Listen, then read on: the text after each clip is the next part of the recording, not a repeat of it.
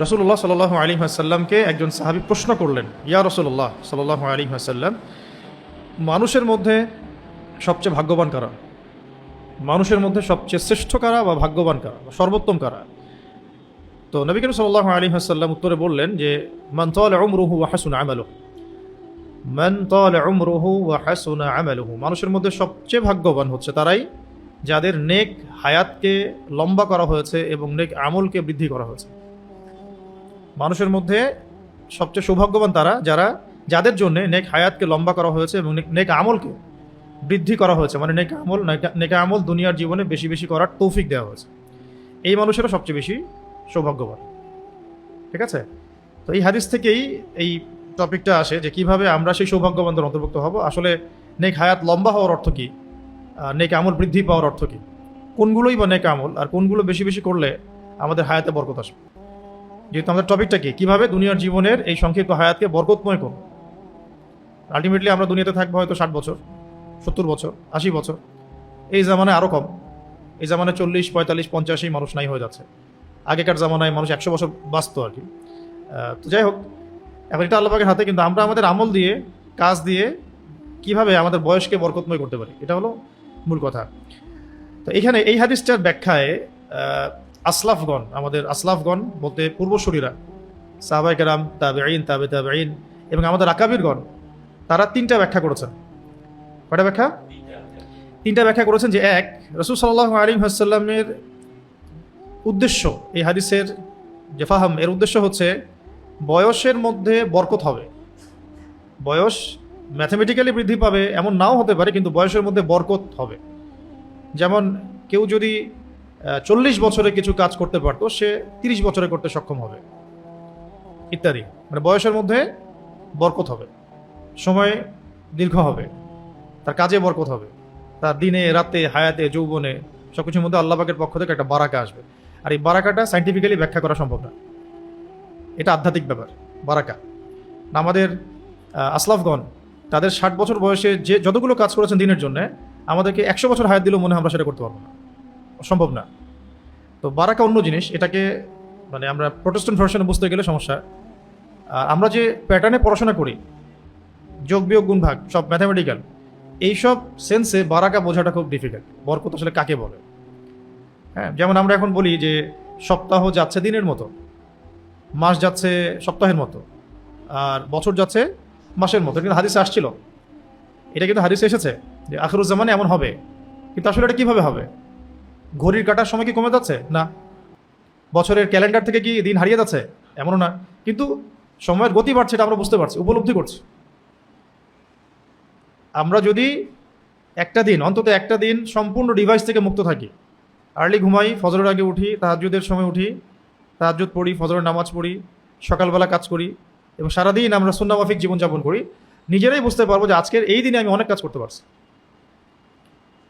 আর যদি দেখা যায় আমরা লেট নাইট ঘুমাই, উঠি একদম 12টা 1টায় বা 10টায়, সারাদিনে কাজ কমে গেল, দিন কোন দিক দিয়ে চলে গেল আমরা টের পেলাম না। তো বারাকা অন্য ব্যাপার, এটাকে আমরা সাইন্টিফিক্যালি ব্যাখ্যা করতে পারবো না। আর এটা জরুরি না যে ইসলামের কোনো বিষয়কে প্রমাণ করতে বৈজ্ঞানিক ব্যাখ্যা লাগবেই, এটা জরুরি না। ঠিক আছে? এই মেজাজ থেকে বের হতে হবে যে প্রত্যেকটা বিষয়ের সাইন্টিফিক ব্যাখ্যা দেন। বারাকার সাইন্টিফিক ব্যাখ্যা দেওয়া সম্ভব না, এটা উপলব্ধি করা সম্ভব। ঠিক আছে? আচ্ছা, ওইটা অন্য আলোচনা, আমরা ইনশাল্লাহ একদিন বারাকা টপিক নিয়ে কথা বলবো। আজকে বলছি এই হাদিসটার ফাহাম। রাসূল সাল্লাল্লাহু আলাইহি ওয়াসাল্লাম যে বললেন সবচেয়ে সৌভাগ্যবান ব্যক্তি তারা যাদের জন্য নেক হায়াতকে লম্বা করা হয়েছে, নেক আমলকে বৃদ্ধি করা হয়েছে। আসলাফগণ বলেছেন নেক আমলকে বৃদ্ধি করা হয়েছে আর নেক হায়াতকে লম্বা করা হয়েছে, এর অর্থ হচ্ছে বয়সের মধ্যে বরকত হবে। 2 নম্বর একটা অর্থ এটাও হতে পারে যে প্রকৃতপক্ষেই বয়স বৃদ্ধি পাবে। হয়তো হায়াত ছিল, আল্লাহ ভালো জানেন, আমরা তো জানি না, মনে হতো যে 40 বছর বাঁচবে, 50 বছর বাঁচবে, আল্লাহ পাক বরকত দিয়ে দিয়েছেন, হায়াতে বৃদ্ধি করে দিয়েছেন। আর বৃদ্ধি করার পরে সেটা কত হবে সেটাও তাকদীর, সেটাও আগে থেকেই লেখা ছিল। এটা তার দোয়ার ফল বা কাজের ফল, নেক আমলের ফল। তো এটা একটা রিকোয়েস্ট থাকবে, তাকদীর নিয়ে অতিরিক্ত চিন্তা করবেন না। তাকদীর এই বিষয়টাকে নিয়ে অতিরিক্ত চিন্তা করতে যাবেন না, কারণ মিসগাইডেড হওয়ার সম্ভাবনা থাকে ভাগ্য নিয়ে বেশি চিন্তা করতে থাকলে। এটার কোনো কুল কিনারা খুঁজে পাওয়া আমাদের পক্ষে সম্ভব না। যদি কোনো ব্যক্তির বয়স 50 বছর হতো, সে তার কাজ দিয়ে, আখলাক দিয়ে, আমল দিয়ে, দোয়া দিয়ে এটা আল্লাহ পাক তাকে 60 বছর করে দিয়েছেন। ওই 60 বছরটাও আগে থেকে আল্লাহ পাক লিখে রেখেছিলেন। আল্লাহ পাক জানতেন যে জীবনের এই সময় গিয়ে সে তওবা করবে, ইস্তেগফার করবে, আমার পথে ফিরে আসবে, প্রচেষ্টা চালাবে, আমি তাকে বাড়াই দেব। ওইটা আমরা আমাদের এই এই যে ব্রেইন, বস্তুবাদী চিন্তার যে জগৎ, এটা দিয়ে ব্যাখ্যা করতে পারবো না। আর 3 নম্বর হচ্ছে, এটাও একটা অর্থ হতে পারে, আসলাফগণ বলেছেন যে সেই ব্যক্তির ইন্তেকালের পর সেই ব্যক্তির ইন্তেকালের পরে তার যে কর্মগুলো আছে, নেক আমল, এগুলো সারা দুনিয়ায় ব্যাপকভাবে সমাদৃত হবে এবং ছড়িয়ে পড়বে এবং যুগ যুগ ধরে মানুষ এর ফল ভোগ করতে থাকবে। যেমন আবু হানিফা রহমতুল্লাহ আলী, তার কাজের ফল আমরা এখনও ভোগ করছি। ইমাম শাফিঈ, আহমদ বিন হাম্বল রহমতুল্লাহ আলী, ইমাম মালিক রহমতুল্লাহ আলী, সাহাবায়ে কেরাম, তাবেঈন, তাবেঈন, 4 ইমামগণ, ইমামদের যুগ, আকিদার ইমামগণ, হাদিসের ইমামগণ, হ্যাঁ, ফিখের ইমামগণ, সবার কাজের ফল আমরা ভোগ করছি না? এখনও শত শত না, লক্ষ লক্ষ আরবি কিতাব আছে যেগুলো বাংলায় বা অন্য কোনো ভাষা অনুবাদিত হয় নাই। এমন হাজার হাজার লাখ লাখ আরবি বই আছে যেগুলো অনুবাদই হয়নি, এখন আমরা জানি না বইয়ের মধ্যে কী আছে লেখা। ইমাম বুখারী রহমতুল্লাহ আলাই যে হাদিসের কিতাব সংকলন করেছেন, এটা ফল এখন পর্যন্ত মানুষ ভোগ করছে প্রায় যে 1200 বছর হয়ে গেল, 1250 বছর হয়ে গেল।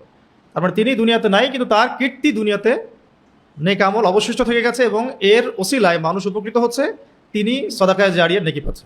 এটাও একটা অর্থ হতে পারে লিমান তাআলা উমরুহু ওয়া হাসুনা আমালুহু। তো এখানে আসলাফগণ 3টা ব্যাখ্যা করেছেন। কয়টা?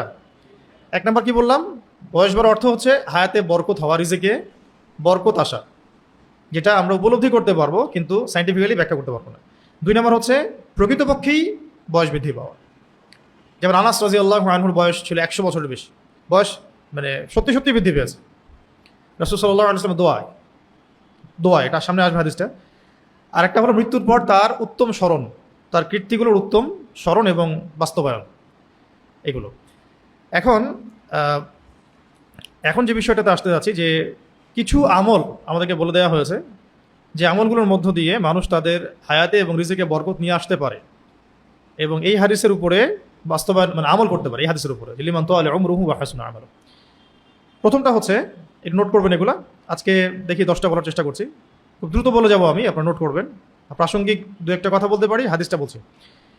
প্রথম যে আমলটা হলো যার দ্বারা মানুষের রিজিক এবং হায়াত বৃদ্ধিপ্রাপ্ত হয়, সেটা হলো উত্তম চরিত্র। উত্তম চরিত্র, এর মধ্যে অনেক কিছু পড়ে যায়, এটা অনেক বড় একটা কথা। এই উত্তম চরিত্র ব্যাখ্যা করতে গেলেই একটা পুরো দার্স প্রয়োজন। তো এটার ব্যাপারে সাহাবায়ে কেরাম, আমাদের আসলাফগণ, তারা যেটা বলেছেন যে কোরআনুল কারীমে আল্লাহ রাব্বুল আলামিন যা যা করতে বলেছেন সেগুলোকে করা, এবং আল কোরআনের মধ্যে আল্লাহ পাক যা যা নিষেধ করেছেন এগুলোকে ছেড়ে দেওয়া। একইভাবে হাদিসের মধ্যে আল্লাহ রাব্বুল আলামিন হাদিসের মধ্যে রাসূলুল্লাহ সাল্লাল্লাহু আলাইহি ওয়াসাল্লাম আমাদেরকে যা যা করতে বলেছেন এগুলো করা, আর যেগুলো ছাড়তে বলেছেন ছেড়ে দেওয়া। মানে কোরআন এবং সুন্নাহর সামগ্রিক জীবনে পরিপূর্ণ অনুসরণকে উত্তম চরিত্র বলা হয়। এটা হলো মূল কথা। তারপরে আসে অন্যান্য বিষয়গুলো, শুদ্ধতা, নম্রতা, বিনয়, আত্মসম্মানবোধ, এই বিষয়গুলো একটা একটা করে পয়েন্ট আসে।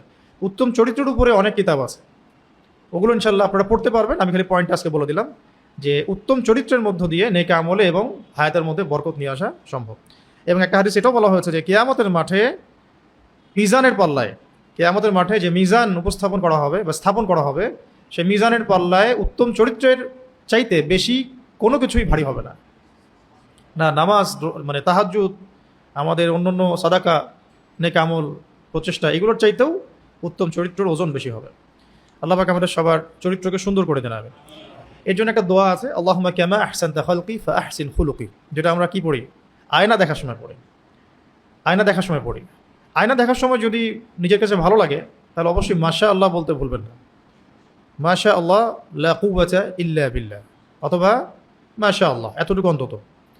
বাচ্চাকে দেখে ভালো লাগলো, নিজের বাচ্চা হোক, অন্য বাচ্চা হোক, কোনো কাপড় দেখে, কোনো গাড়ি দেখে, বা আপনার নিজের জমি দেখে, ফসল দেখে, নিজের সম্পদ দেখে ভালো লাগলেও বলতে হবে মাশা আল্লাহ লা কুওয়াতা ইল্লা বিল্লাহ। আর যদি এখানে ফখর আসে, অহংকার আসে, তাহলে ধ্বংস হয়ে যেতে পারে। মাশা আল্লাহ বলে ইনশাল্লাহ এটা নষ্ট হবে না, চোখ লাগবে না। মানুষের নিজের চোখ নিজের গায়ে লাগতে পারে, নিজের চোখও নিজের গায়ে লাগতে পারে। এই জন্যে আয়না দেখলেও মাশা আল্লাহ বলা উচিত যদি ভালো লাগে। আর এটা বলা উচিত আল্লাহুম্মা কামা আহসানতা খালকি ফাআহসিন খুলুকি, আল্লাহুম্মা কামা আহসানতা খালকি ফাআহসিন খুলুকি। আল্লাহ, আপনি আমার সৃষ্টিকে যেমন সুন্দর করেছেন, আমার চরিত্রকেও এমন সুন্দর করে দিন। ঠিক আছে?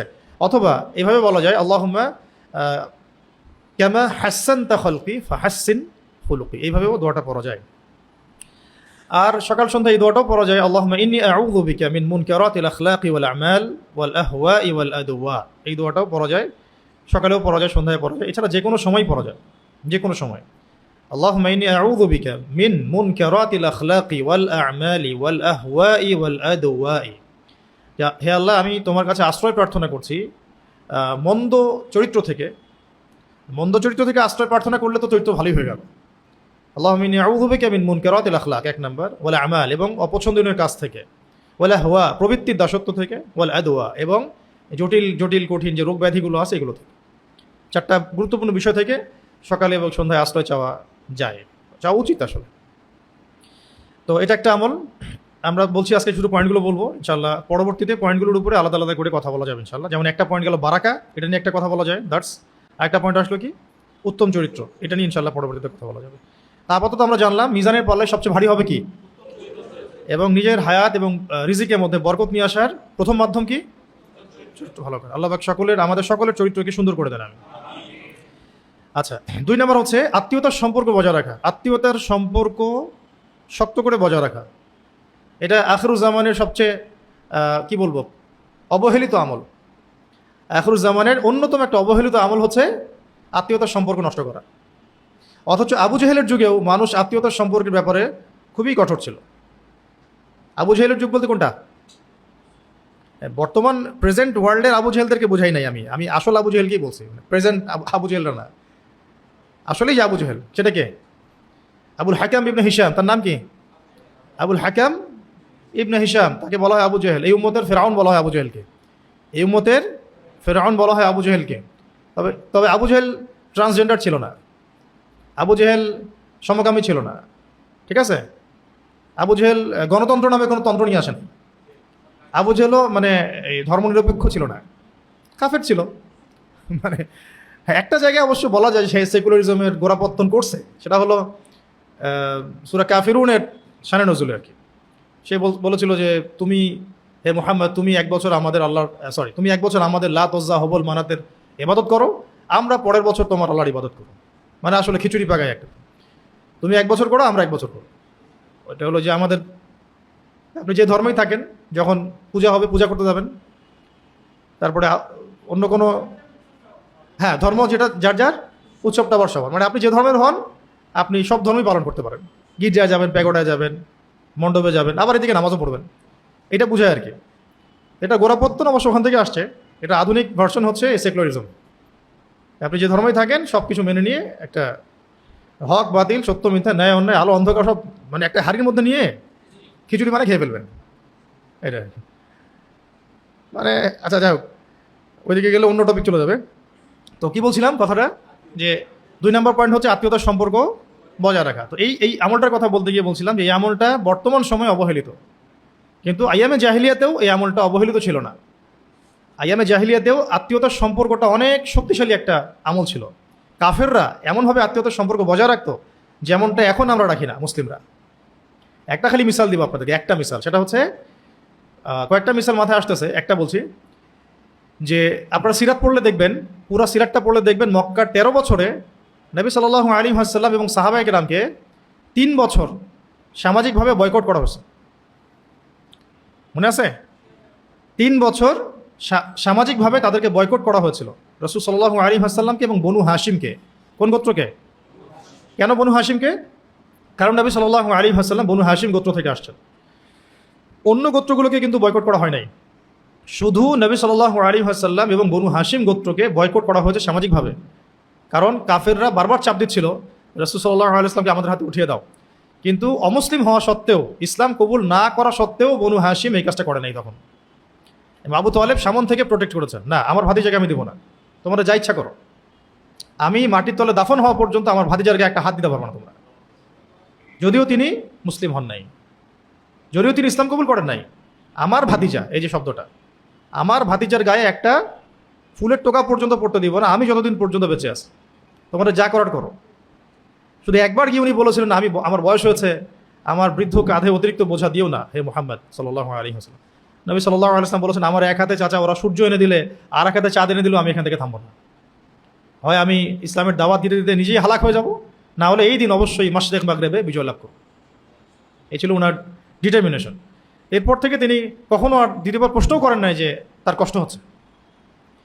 তো এই বনু হাশিম গোত্রকে আবু জেহেল, আবুল আহাব, উতবা সাহেবারা এরা মিলে, মানে আইএমএ জাহিলিয়াতের যে দারুন নাদুয়া পার্লামেন্ট, এরা মিলে 3 বছর সোশ্যালি বয়কট করেছিল। না তাদের সাথে ওঠা বসা করবে না, লেনদেন করবে না, চলাফেরা করবে না, ইভেন তাদের সাথে বিয়ে শাদিও করবে না। তখন তারা শিয়াবে আবু তালেব মানে পাহাড়ের পাদদেশে গিয়ে 3 বছর তারা গাছের ছাল পাতা খেয়ে থেকেছেন, মানে সোশ্যালি বয়কট পোড়া উন্মুক্ত কারাগারের মধ্যে। কত বছর? 3 বছর। 3 বছরে যারা বয়কটের শিকার হয়েছেন তারা সবাই মুসলিম ছিলেন না। নবী সাল্লাল্লাহু আলাইহি ওয়াসাল্লাম এবং বনু হাশিম গোত্র, তো বনু হাশিমের সবাই কিন্তু ইসলাম কবুল করেনি তখন। ইসলাম কবুল করার কারণে তারা এই মানে সমস্যাটাকে নিজের ঘাড়ে নেন নাই। নিয়েছেন কোন কারণে জানেন? আত্মীয়তার সম্পর্কের কারণে। মুহাম্মদ আমাদের আত্মীয় হয়, আমরা বনু হাশিম গোত্র, আমার গোত্রের উপরে আক্রমণ এসেছে। সে মুসলিম হোক আর অমুসলিম হোক সেটা তারা বাছবিচার করছে না। আমাদের ভাতিজা, আমাদের লোক, আমাদের ভাই, আমাদের চাচা ইত্যাদি। বুঝতে পারছি কথা? এই 3 বছরের যে কষ্টের সময়টা তারা নিজেদের উপর করে নিল, 3 বছর যে তারা কষ্ট করে শিয়াবে আবু তালেবে থাকতে লাগলো, এটা শুধুমাত্র ইসলাম কবুলের কারণে না। বনু হাশিমের সবাই তখন ইসলাম কবুল করে নাই, কিছু কিছু মানুষ করেছেন। তো তাদের জন্য তো একটা যৌক্তিক যে আমি ইসলাম কবুল করেছি তাই আমাকে তারা বয়কট করে দিল।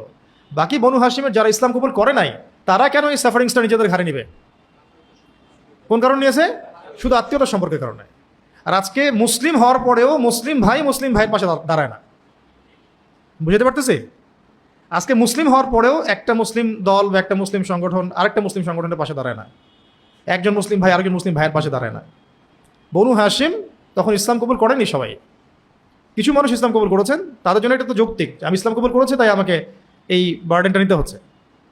বাকিরা কিন্তু ইসলাম কবুলের কারণে এই ত্যাগ স্বীকার করেন নাই। আমার গোত্রের মানুষ কষ্টে আছে তাই আমি ওখানে গেছি, আমার ভাতিজা কষ্টে আছে তাই আমি তাকে সাপোর্ট করতে গিয়েছি। তার এখান থেকে কত বড় শিক্ষা আছে দেখেন। আত্মীয়তার সম্পর্ক তারা আইএমএ জাহিলিয়াতেও রক্ষা করতো, সে আত্মীয়তার সম্পর্ক আজকে আখিরুজ্জামানে মানে উঠে গেছে বললেই চলে। ইল্লা মাশাআল্লাহ, কিছু কিছু জায়গায় বাদ দিয়ে, খাস করে শহর কেন্দ্রিক জীবন ব্যবস্থা আমরা যারা থাকি, আমাদের মধ্যে এই মানে আত্মীয়তার সম্পর্কে যে বন্ডিং, এটা দিন দিন কমতেছে। কমতে কমতে এমন একটা পর্যায়ে যে এখন তো ওই হাদিসের উপর আমল হচ্ছে যে পিতা সন্তানকে হত্যা করছে, সন্তান পিতাকে হত্যা করছে, ভাই ভাইকে হত্যা করছে, আরেক ভাইকে হত্যা করছে। এমনটা হচ্ছে না? এটাও কিন্তু আখিরুজ্জামানের হাদিস, শেষ জামানায় এরকম হবে যে আত্মীয়তার বন্ধন যেমন নষ্ট হয়ে যাবে, একইভাবে ভাই ভাইকে হত্যা করবে, পিতা সন্তানকে, সন্তান পিতাকে, সন্তান মাকে এভাবে হত্যা করবে। এখন দেখেন এগুলো চলছে, এবং ফিগার পরিসংখ্যানটা কিন্তু খুব অল্প না, অনেক ভালো, রেশিও কিন্তু অনেক ভালো। তো আল্লাহ পাক আমাদেরকে আত্মীয়তার সম্পর্ক বজায় রাখার তৌফিক দান করেন। এই বিষয়ে একটা হাদিস বলি, তারপরে আমরা পরের টপিকে যাচ্ছি। এই বিষয়ে একটা হাদিস আব্দুল্লাহ বিন মাসউদ রাদিয়াল্লাহু আনহু থেকে আসছে যে রাসূলুল্লাহ সাল্লাল্লাহু আলাইহি ওয়াসাল্লাম বলেছেন, যে ব্যক্তি চায়, যে ব্যক্তি পছন্দ করে, যে ব্যক্তি ভালোবাসে যে আমার হায়াতকে লম্বা করা হোক, রিজিককে বৃদ্ধি করা হোক, এটা কে না চায়? আদতে সবাই চায়। তো নবী সাল্লাল্লাহু আলাইহি ওয়াসাল্লাম বলছেন, যে ব্যক্তি পছন্দ করে বা ভালোবাসে যে আমার হায়াতকে লম্বা করা হোক, মানে নেক হায়াতকে লম্বা করা হোক এবং নেক আমলকে বৃদ্ধি করা হোক বা আমার রিজিককে বাড়িয়ে দেওয়া হোক, তাহলে সে যেন আত্মীয়তার সম্পর্ক বজায় রাখে। এটা মূল কথা। আত্মীয়তার সম্পর্ক বজায় রাখলে নেক হায়াতে বরকত হবে, রিজিকের মধ্যেও বরকত হবে। তখন ওই হাদিসের আমল হয়ে যাবে যে ওই ব্যক্তি সৌভাগ্যবান যার জন্য নেক হায়াতকে লম্বা করা হয়েছে, নেক আমলকে বৃদ্ধি করা হয়েছে। এখন উমরাই করা উচিত, এবং উমরায় গিয়ে যেখানে দোয়া কবুলের যে জায়গাগুলো আছে সেখানে গিয়ে বড় হজের দোয়া করে আসবেন, ওই রাস্তা আল্লাহ খুলে দেবেন ইনশাআল্লাহ। এটা সবচেয়ে বুদ্ধিমানদের কাজ, ওখানে দোয়া কবুল হবেই। আমি কোনো রকম উমরা যেতে পারছি, বাস গিয়ে দোয়া করে আসলাম যে আল্লাহ আমাকে পরের বছর হজে আসার তৌফিক দান। ওটা নিয়ে আসার দায়িত্ব আল্লাহ পাকের, যদি কবুল হয়। ঠিক আছে? বহু মানুষ হজ করেছে যাদের সামর্থ্য নাই টাকা পয়সার, কিন্তু তারা আল্লাহর ঘর দেখেছে। আবার বহু বিত্তশালী আছে, শিল্পপতি, বিত্তশালী, কোটি কোটি টাকার মালিক, আল্লাহর ঘর দেখতে পারলো না। কি আফসোস! সারা দুনিয়া দেখে ফেলে, ফ্রান্স, হ্যাঁ, তারপর যে ইতালি, প্যারিস, রোম, ব্রিটেন সব ঘোরা শেষ, মালয়েশিয়া, থাইল্যান্ড, হংকং, সিঙ্গাপুর। জ্বর হলে সিঙ্গাপুর, জ্বরের ট্রিটমেন্ট তো এখানে করে না তারা, জ্বর হলে সিঙ্গাপুর, কাশি হলে কাশি হলে কোথায়, এই আর কি। তো কথা হচ্ছে এটার জন্য আল্লাহর তৌফিক দরকার। যারা দোয়া করতে পারে, দোয়া করে চেয়ে নিতে পারে, আল্লাহ পাক তাদের জন্য রাস্তা খুলে দেবেন ইনশাআল্লাহ। আর ওখানে গেলে দোয়া কবুলের বহু জায়গা আছে, বহু জায়গা। তাওয়াফের সময় কাবা ঘর দেখে, জামজামের পানি পান করে, সাফা মারওয়ার সময় সাফা পাহাড়ের পাদদেশে দাঁড়িয়ে, ঠিক আছে। তারপরে বহু জায়গা, মানে এখন একটা একটা করে বলতে পারবো না, ওখানে গেলে মনে পড়বে আর কি। এই জায়গাগুলোতে দোয়া করলে দোয়া কবুল হবেই ইনশাআল্লাহ। হ্যাঁ, দোয়া কবুল হবেই এমন বিশ্বাস রেখেই দোয়া করতে হবে যে আমার দোয়া কবুল হবেই ইনশাআল্লাহ। এরকম মানে কনফিউশনে থাকা যাবে না যে আল্লাহ পাক কি কবুল করবেন না করবেন না। আমাদের একজন ওস্তাদ বলতেন, দোয়া করার সময় এমনভাবে দোয়া করবা যেন আল্লাহ পাক আমার এই দোয়াটা কবুল করবেন ইনশাআল্লাহ, এইরকম ইয়াকিন রেখে দোয়া করবা, ঠিক আছে। মিজাবের নিচে, মিজাব যেখানে বৃষ্টির পানিটা পড়ে, ওই নিচেও দোয়া কবুল হয়। আর একজন ইমাম, হিসনে হাসিন কিতাবের লেখক, হিসনে হাসিন কিতাবের লেখক, উনার কিতাবের মধ্যে একটা জায়গায় নিয়ে আসছেন যে রাসূলুল্লাহ সাল্লাল্লাহু আলাইহি ওয়াসাল্লামের রওজা মোবারক, এখানে দোয়া করলে দোয়া কবুল হয়। তো তাকে জিজ্ঞাসা করা হয়েছে দলিল কোথায়, তাকে বলা হয়েছে যে দলিল কোথায়। উনি অ্যান্সার দিচ্ছেন সুন্দর করে, বইয়ের মধ্যে দেখবেন লিখছেন যে যদি এখানে দোয়া কবুল না হয় তাহলে দোয়া কবুলটা হবে কোথায়, তুমি থাকো তোমার দলিল নিয়ে। এভাবে বলছেন, এখানে যদি দোয়া কবুল না হয় তো দোয়া কবুলটা হবে কোথায়, তুমি থাকো তোমার দলিল নিয়ে। হ্যাঁ, রাসূল সাল্লাল্লাহু আলাইহি ওয়াসাল্লামের কাছে গিয়ে আল্লাহর হাবিবের মানে আমি উম্মাহ, এই ওসিলা করে দোয়া কবুল না হলে আর কিভাবে হবে। তো দালিলিক আমল করা ভালো, বা দলিল খুঁজতে গিয়ে আবার প্রোটেস্ট্যান্ট ভার্সনে যাওয়া ঠিক না। সব কিছু ক মানে ক, খ মানে খ, এমন না বিষয়। মাঝখানে অনেক কিছু আছে যেগুলো সাহাবায়ে কেরামদের অনেকের আমল থেকে, উম্মার ইজমা থেকে এগুলো প্রমাণিত, পরীক্ষিত কিছু বিষয়। এই জন্যে কখনোই আকাবের আসলাফদের এই মানে আইডিওলজি থেকে দূরে সরে যেতে হয় না। আমরা তাদের চেয়ে বেশি বুঝি না, তারা যেহেতু করেছেন আমি করতে অসুবিধা নেই তো। হ্যাঁ, তো আল্লাহ পাক আমাদেরকে এই বিষয়গুলো মাথায় রাখার তৌফিক দান করেন। 6 নম্বর হচ্ছে, এটা অনেকে জানেন না, এটা বলে দেই। 6 নম্বর হচ্ছে নফল নামাজগুলো বাড়িতে আদায় করা। নফল নামাজগুলো বাড়িতে আদায় করা কারণ কি, হাদিসটা শুনেন। সুহাইব রুমি রাদিয়াল্লাহু আনহু থেকে বর্ণিত, রাসূলুল্লাহ সাল্লাল্লাহু আলাইহি ওয়াসাল্লাম বলেছেন, একজন মানুষের নফল সলাত, একজন মানুষের নির্জনে নফল সলাত মানুষের চোখের সামনে নামাজ আদায় করার চাইতে 25 গুণ বেশি নেকির কাজ। মানে ধরেন নফল কোনো নামাজ আপনি বাসায় পড়ছেন, চোখের আড়ালে, মানুষের চোখের আড়ালে, এই নামাজটা মানুষের চোখের সামনে পড়ার চাইতে 25 গুণ বেশি নেকির কাজ। যেমন তাহাজ্জুদ, যেমন সলাতুল হাজত, সলাতুল তওবা, চাষ্টের নামাজ, ইশরাকের নামাজ, ইশরাক তো মসজিদে হয়ে যায়। তারপরে আওয়াবিন, হ্যাঁ, বা তাহিয়াতুল ওযু, এরকম যত নামাজ আছে এগুলো, বা যে কোনো নফল নামাজ, এগুলো চোখের আড়ালে পড়াই উত্তম। তাহলে 25 গুণ বেশি নেকি হবে। মানে মানুষের চোখের সামনে আপনি 25 রাকাত নামাজ পড়লে যে নেকি পাবেন, চোখের আড়ালে 1 রাকাত পড়লেই সে নেকি পাবেন। 1 রাকাত তো নামাজ হয় না, 2 রাকাত আর কি। এটাও সুন্নত নামাজ বাসায় পড়াও সুন্নত, সুন্নত নামাজ বাসায় পড়াও সুন্নত, অসুবিধার কিছু নাই। তবে এটাকে বাধ্যতামূলক মনে করা যাবে না যে সুন্নত বাসায়ই পড়তে হয়, এমন না বিষয়। বাসায় পড়া সুন্নাহ, আবার লোকচক্ষুর সামনেও সুন্নত নামাজ পড়া যায়, অসুবিধার কিছু, এটা বাধ্যতামূলক না। কিন্তু বাসায় পড়ে জামাত ধরা, রাসূল সাল্লাল্লাহু আলাইহি ওয়াসাল্লাম এটা করতেন, বাসায় সুন্নত নামাজ পড়ে জামাত ধরতেন, এরকম করতেন আর কি। ফজরের সুন্নত পড়ে ডান কাতে একটু শুয়ে থাকতেন, বেলাল রাদিয়াল্লাহু আনহু এসে ডাক দিলে উনি কি নামাজ ধরতেন। সুন্নত নামাজ বাসায় পড়াও গুরুত্বপূর্ণ সুন্নাহ, ভালো সুন্নাহ। তার মানে এটা না যে এই নামাজগুলো বাসাতেই পড়তে হয়। আমাদেরকে আবার শরীয়ত বুঝতে হবে ভালোভাবে, এক অংশ বুঝবেন, উল্টাপাল্টা বোঝা যাবে না। এটা আমাদের বাঙালি জাতির সমস্যা, কিন্তু একটা কথা বললে ওইটাকে অন্যভাবে বুঝে আর কি, যেটা বোঝা সেটা বুঝতেছে না, পরিপূর্ণটা বুঝতেছে না, আংশিক বুঝতেছে। সুন্নাত নামাজ চোখের আড়ালে পড়া নেকির কাজ, সুন্নাত। আর সুন্নত নামাজগুলো কিন্তু নফলের অন্তর্ভুক্তই, এগুলো নফলের অন্তর্ভুক্তই, ঠিক আছে। তো এগুলো চোখের আড়ালে পড়া বেশি নেকির কাজ, তার মানে এই না এটা চোখের আড়ালে পড়া বাধ্যতামূলক। বুঝতে পারছি? বুঝতে পারি না মনে হয়। সুন্নাত নামাজ, নফল নামাজ চোখের আড়ালে পড়া উত্তম, সুন্নাত নামাজ বাসায় পড়া উত্তম। উত্তম মানে সুন্নাত নামাজ বাসায় পড়া যায়, সুন্নাত। তার মানে এই না যে এটাকে বাসাতেই পড়তে হয়। তো তো বুঝতে হবে, বোঝার মতো। শেষ কথা হচ্ছে সুন্নত নামাজ, নফল নামাজ বাসাতে পড়া উত্তম, বেশি নাকি হবে। চোখের সামনে পড়া অবশ্যই এটাও জায়েজ। জায়েজ মানে এটা এটা খুবই গ্রহণযোগ্য আমল। তো হাদিসটা কি ছিল সেটা বলে শেষ করতেছি। হাদিসটা ছিল যে কোনো ব্যক্তি নফল নামাজ লোকচক্ষুর সামনে পড়ার চাইতে লোকচক্ষুর আড়ালে পড়লে 25 গুণ বেশি নাকি হবে। ঠিক আছে? তো এখন দেখেন আমরা সারা বছর কত নফল নামাজ পড়ি, এগুলো যদি কিছু কিছু নামাজ চোখের আড়ালে পড়লাম তাহলে আমার বেশি নাকি হয়ে গেল। এটা কিন্তু অনেকেই জানে না, এই আমলটা। কটা হচ্ছে? 6টা। 7 নম্বরটা, এটা আগে একদিন বলেছিলাম, রিপিট করতেছি। 7 নম্বরটা জুমার দিন কেন্দ্রিক। এটা অনেক অনেক খুতবাতেই আমি বলেছি এই আমলটা। জুমার দিনের একটা আমল আছে, এটা করলেও আমাদের হায়াতে এবং রিজিকে সময়ে বরকত হবে এবং অল্প সময় বেশি নাকি হাসিল করতে পারবো। সেটা হলো যে রাসূল সাল্লাল্লাহু আলাইহি ওয়াসাল্লাম বলেছেন, জুমার দিন কেউ যদি উত্তম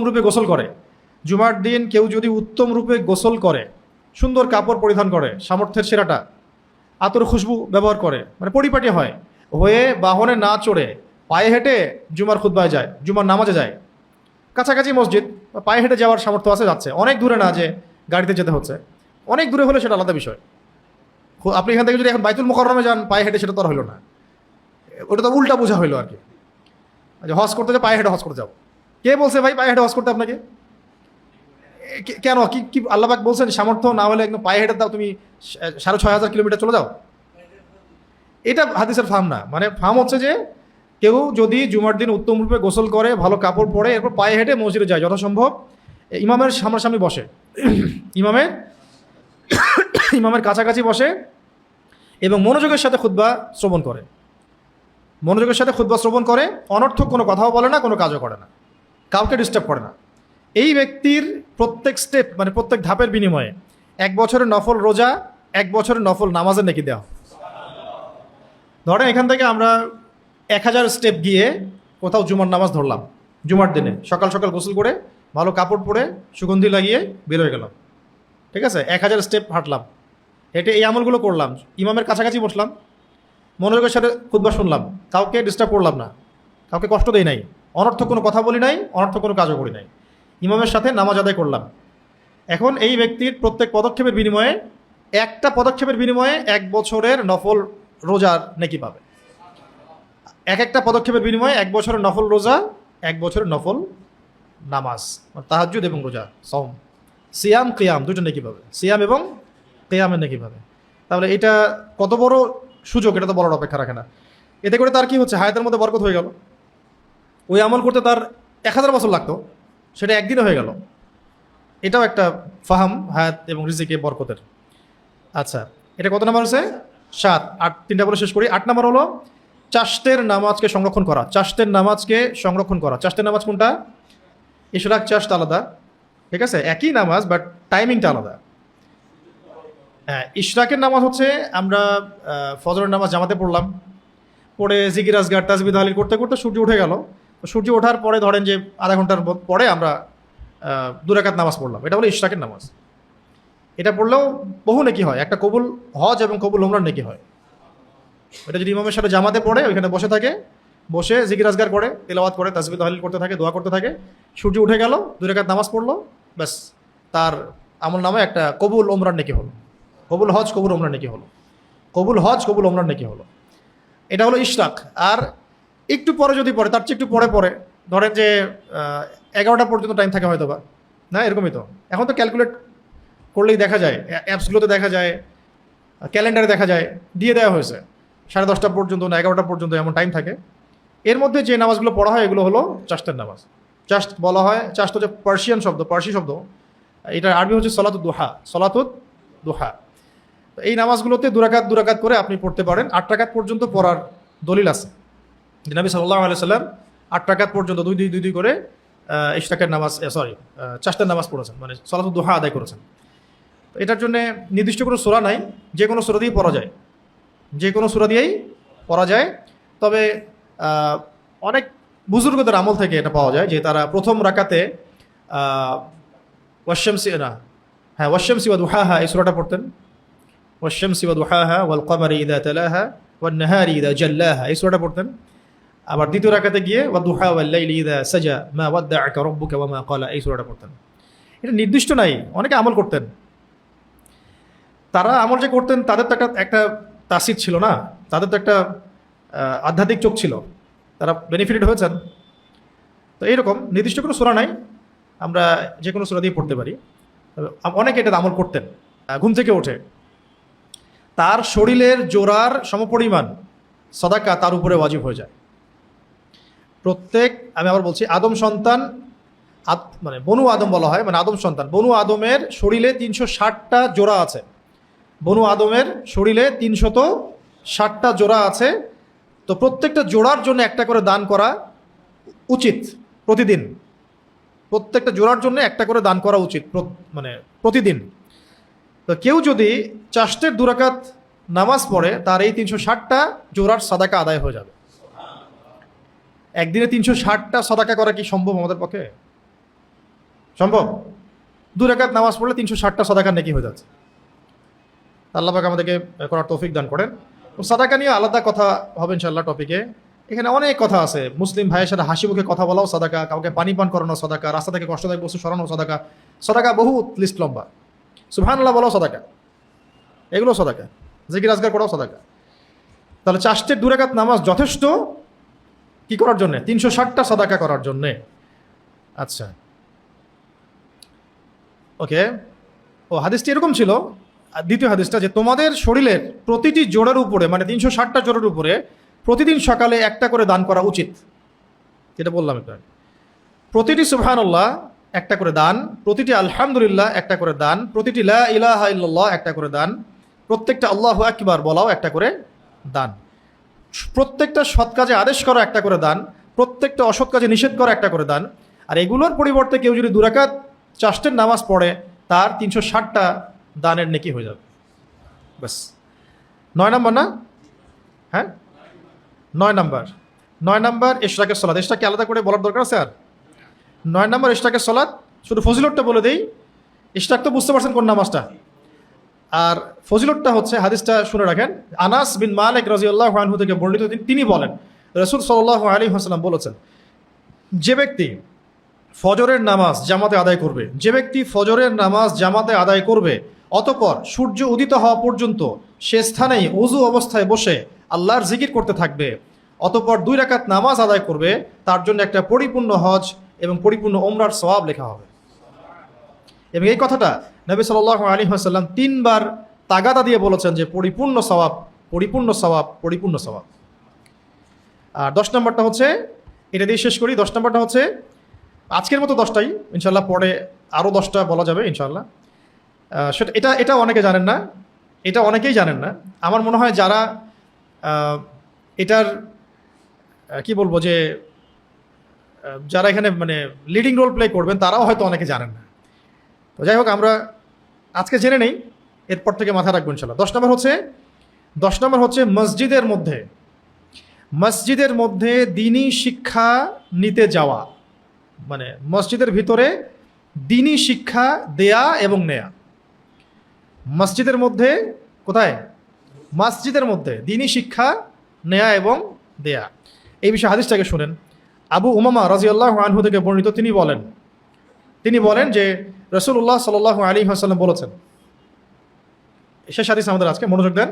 আবু উমামা রাদিয়াল্লাহু আনহু থেকে বর্ণিত, তিনি বলেন রাসূল সাল্লাল্লাহু আলাইহি ওয়াসাল্লাম ইরশাদ করেছেন, যে ব্যক্তি শুধুমাত্র জ্ঞান অর্জনের জন্যে, যে ব্যক্তি শুধুমাত্র জ্ঞান শেখার জন্যে বা শেখানোর জন্যে, আবার বুঝেন, যে ব্যক্তি শুধুমাত্র জ্ঞান শেখার জন্যে বা শেখানোর উদ্দেশ্যে মসজিদে যায়, তাকে একটা পরিপূর্ণ হজের নেকি দেওয়া হয়। জানতো সবাই জানে না কিন্তু এটা। যে ব্যক্তি শুধুমাত্র দিনের জ্ঞান শেখার জন্যে বা কাউকে শিক্ষা দিবে এই জন্যে মসজিদে যায়, তার আমল নামায় একটা করে হজের নেকি দেওয়া হয়। মানে মসজিদে যে দার্সগুলো হয়, এটাতে যে দার্স দিচ্ছেন তিনি হজের নেকি পাচ্ছেন, সেটা আমিও জানতাম না এক সময়, এগুলো না পড়ার আগে। আর যারা এখানে দার্স শুনতে আসছেন, তারাও অনেকে জানেন না যে এখানে এত বড় নেকি সুযোগ আছে। আবার মক্তবের ক্লাসগুলো, কোরআন শিক্ষার ক্লাসগুলো, হাদিসের তালিমগুলো, এগুলোতে এই নেকি হয়। তো এটা দ্বারা শুধু মানে মসজিদের উদ্দেশ্য এমন নাও হতে পারে, যে কোনো দিনই আসর যেখানে দিন শিক্ষা দেওয়া হচ্ছে বা শিখছে মানুষ, এটাও তার মধ্যে অন্তর্ভুক্ত হবে ইনশাআল্লাহ। তো আজকে আমরা এই 10টা বিষয় জানলাম, যে 10টা কাজের মধ্য দিয়ে আমরা আমাদের দুনিয়ার সংক্ষিপ্ত জীবনের যে হায়াত এটাকে বরকতময় করতে পারি, আমাদের আমলগুলোকে বাড়াতে পারি। আমাদের টপিক ছিল কি, যে কোন কোন কাজগুলোর মধ্য দিয়ে আমরা আমাদের দুনিয়ার জীবনকে কি করব, বরকতময় করব। এবং ওই হাদিসের অন্তর্ভুক্ত হব যে নবী সাল্লাল্লাহু আলাইহি ওয়াসাল্লাম বলেছিলেন যে সবচেয়ে সৌভাগ্যবান ব্যক্তি তারা যাদের জন্যে লিমান তালা উমরুহু ওয়া হাসুনা আমালুহু, যাদের জন্য নেক আমলকে যাদের জন্য নেক হায়াতকে দীর্ঘ করা হয়েছে এবং নেক আমলকে বৃদ্ধি করা হয়েছে। আল্লাহ পাক আমাদের সবাইকে তাদের অন্তর্ভুক্ত হওয়ার তৌফিক দান করেন, আমিন। সবাই দোয়া পড়ি আমরা, সুবহানাকা আল্লাহুম্মা ওয়া বিহামদিক আশহাদু আল্লা ইলাহা ইল্লা আনতা নাস্তাগফিরুকা ওয়া নাতুবু ইলাইক। আসসালামু আলাইকুম ওয়া রাহমাতুল্লাহি ওয়া বারাকাতুহু।